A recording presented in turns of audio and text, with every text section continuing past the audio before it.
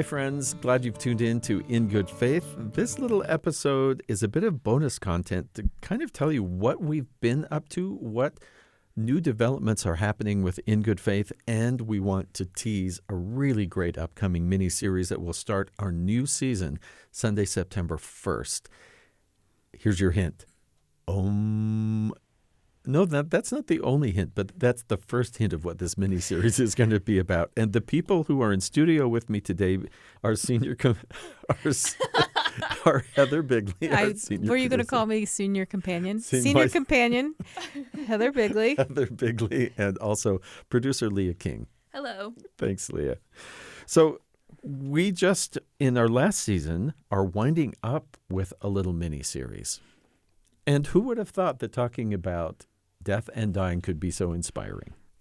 It's one of those things where we're so afraid to talk about it. We're so afraid people are going to become uncomfortable.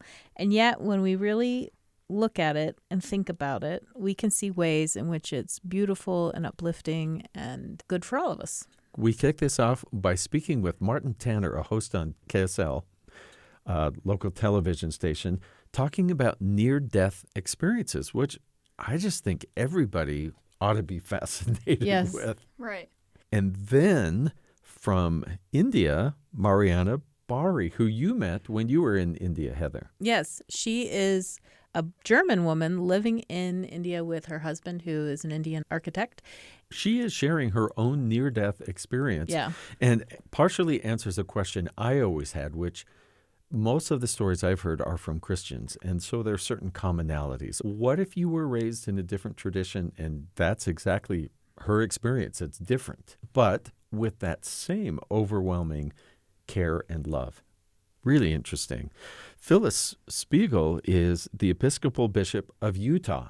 Yes, we don't get to say that very often. No. And she was just a fantastic guest, and she has spent a lot of time thinking about this, starting from what she calls the slow motion death of her own father, who had juvenile diabetes, that I think affected the way and the great advice she had for us about how you can help people through their death. And next we had Jules Olson, which was a really interesting interview, and you won't see this listening to the episode, but me and Heather were both sitting there crying as she was talking. And I know, talking to some of the people who listen to the podcast, like my mom and my grandma, they agreed that it was super emotional and touching. So that was a good interview. Yes, to me, I was touched from the moment she sat down, because she had this translucent, beautiful glass blue vase full of stones, and it ended up, they represented about 200 plus people that she had been their chaplain as they passed. Yeah. And you can see that actual vase on our YouTube extended interview, or I know, Leah, you just posted on Instagram with that. Yeah, it's on Instagram, Facebook, Twitter, TikTok, everywhere that allows short form content videos.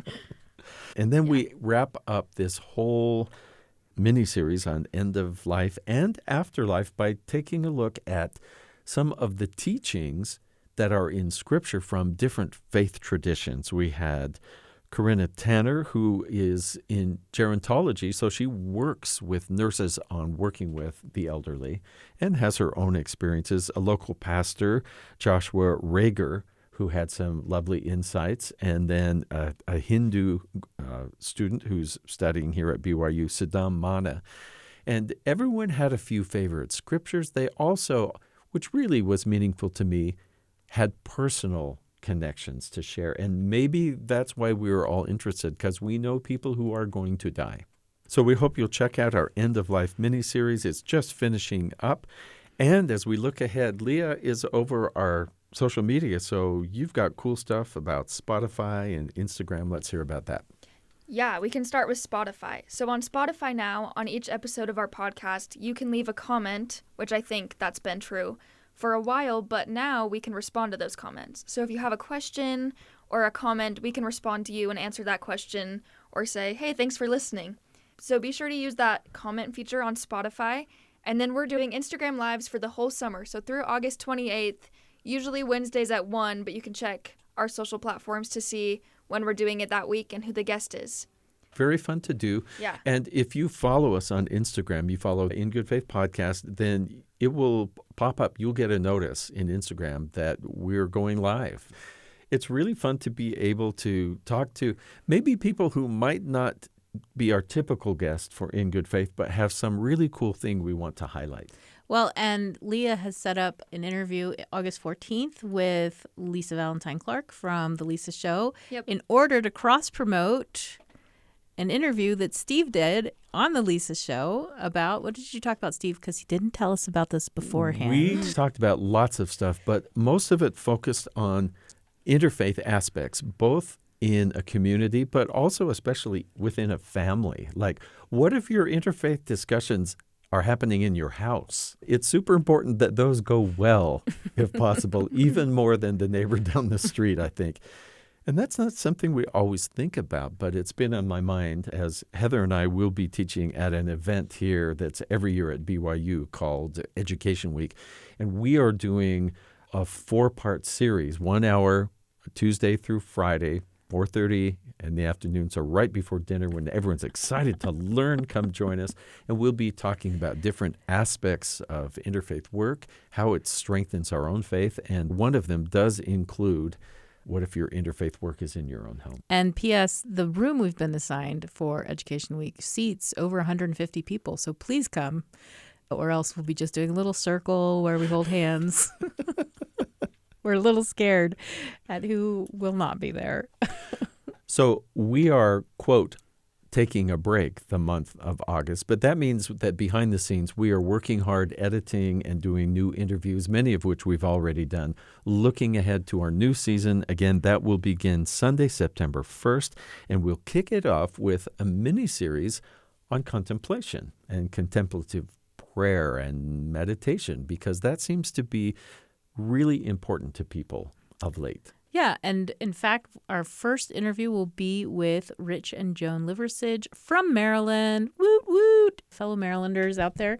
They're Quakers, and they're going to talk to Steve about the importance of worshiping in silence and why that is such a key Quaker practice. Yes. And I met them at the Quaker meeting, which is their word for their congregation, in Maryland. I had gone there, and they started the service, and they said, today we will be in an hour of quiet worship.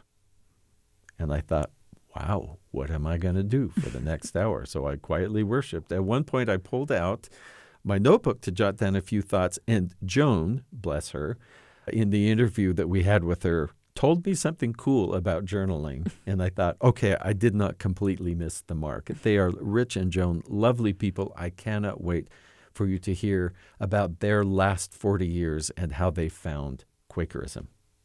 Also in that mini-series, we talked to Reverend Danny Lee, who is a returning guest. You can listen to her in episode 161 if you just can't wait and need to hear more in good faith.